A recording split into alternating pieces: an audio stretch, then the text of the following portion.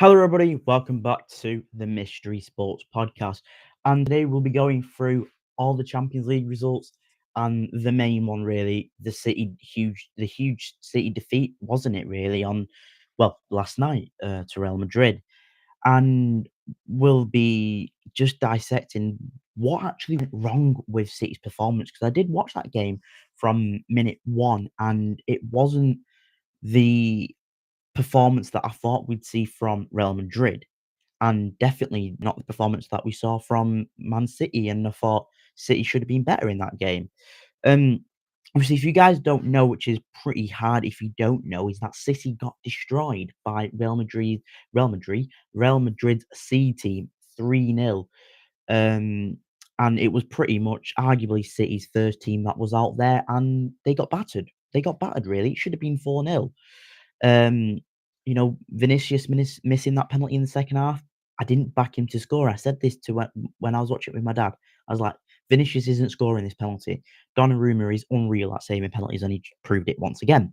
I think what we did see, though, from Manchester City is that, um Pep Guardiola got his team wrong, and a lot of a lot of people are gonna say, once we sat here with the Real Madrid top on, that I am biased and I'm gonna be more biased towards Real Madrid and United than I am gonna be to United's rival City.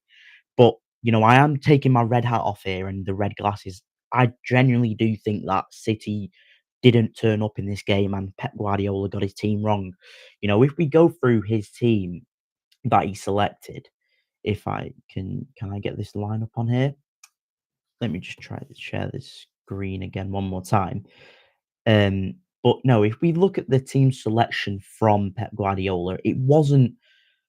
I disagree in terms of what he selected. I don't think he should have selected this lineup.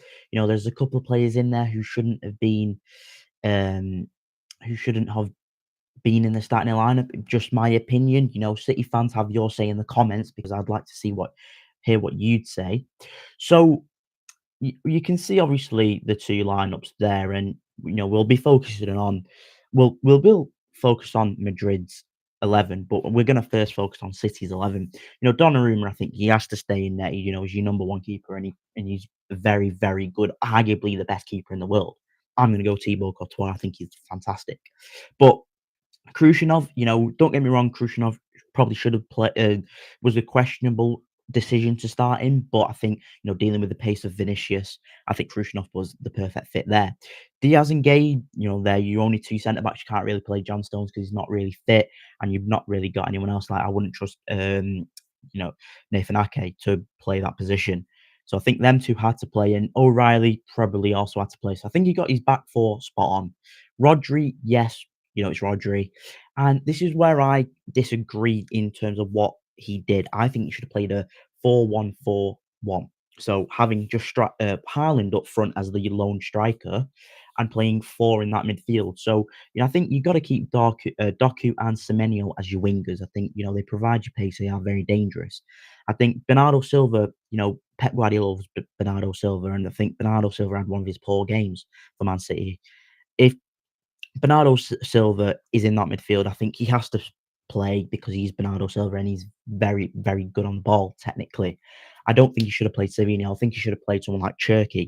We know how good Cherky is against Newcastle. His form that he's been on recently has been fantastic. And I think, if you were to play that 4-1-4-1 formation, I think Real Madrid have a better, not Real Madrid, um, City have a better team there and maybe can, have a bit more control of the possession and play a bit better football with Cherky in the midfield. Savino probably could have come on as a substitute if, Semenyo gets knackered or Doku is tired, you bring Savino on that way. Even if you wanted to stick with this formation that he did play, you could even say, right, let's put Semenyo on the wing and put Marmoush on because Marmoush is fantastic and we know how good Marmoush is and his form currently. So that's one thing I think Pep Guardiola got wrong. And you look at the Madrid lineup, you almost want to exploit that. You've got Trent Alexander-Arnold at right back. He's no good at defending, but Trent looked really good yesterday. Rudiger, probably the most established player there, really, in terms of getting that experience. Hoyson, young. He's had to deal with a couple of injuries. He's new to Real Madrid, coming from Bournemouth. You're not too sure. Mendy, I think, had a very good game. Obviously, he is injured and will be out for some time. As Fabrizio Romano reported, Arda Güler, not a winger really. He almost plays like a false winger, really, didn't he? For Real Madrid, Tchouaméni and a youngster pitch arch in the midfield. Who would have thought he would have had a great game? And Tchouaméni, obviously, we know how good Tchouaméni is. Valverde almost playing as a right back. He was like a right back, right winger striker at most times of the game. Obviously, hat trick in I think 30 minutes or whatever it was. That was fantastic from Valverde. Brahim Diaz and Vinicius Junior. We know they've got experience there, but going back to Man City, I just think Pep Guardiola got it wrong, and they've got to hold his hands up in that situation. Now, in the reverse fixture next week, they're going to have a very, very tough game. I don't see Man City not conceding next week. I think Real Madrid if they can get an early goal, Real Madrid, then tie 100% over.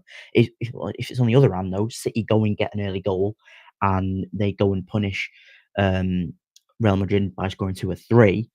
Then the tie's on, isn't it? That early goal, anything can happen in football, as we all know. But that early goal for City next week could mean anything, and it could just put them on some sort of rampage, and them going. I don't see them winning 4-0. I could see them winning 3. Well, maybe 4-1 or something. I just don't see defensively they're good enough to keep a clean sheet against Real Madrid, especially with Mbappe looking more or less like he could be back. Obviously, he probably will be training, but we'll see what happens. And I think, you know, really good off Real Madrid. The C team beating City is arguably their A team, as I said earlier on. And, it just shows that Real Madrid in the Champions League are a different side, and they are a beast that is, unstoppable at sometimes. We saw it in past when, you look dead and buried, but then Benzema would score, Rodrigo would score. It's mad. It's absolutely mad what we saw. And, if we go through the other fixtures as well, you guys could see that now, hopefully. Can you? Yeah, I think you can. So, you got Arsenal 1-1 against Leverkusen away from home, taking it back to the Emirates, equal playing field. I think Arsenal, like I said, will probably still go and win the game.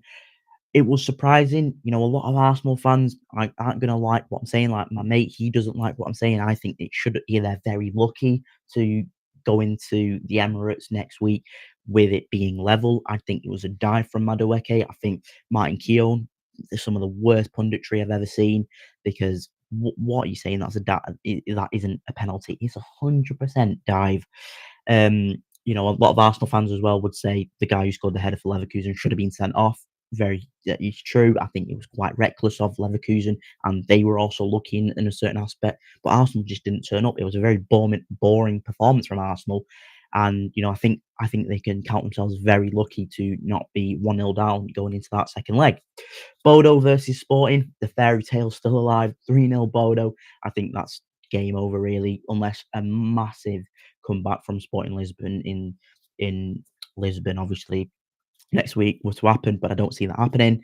PSG versus Chelsea. This was a game which I watched in clips. Really, I was more focused on the Real versus City game because I thought that would be more entertaining.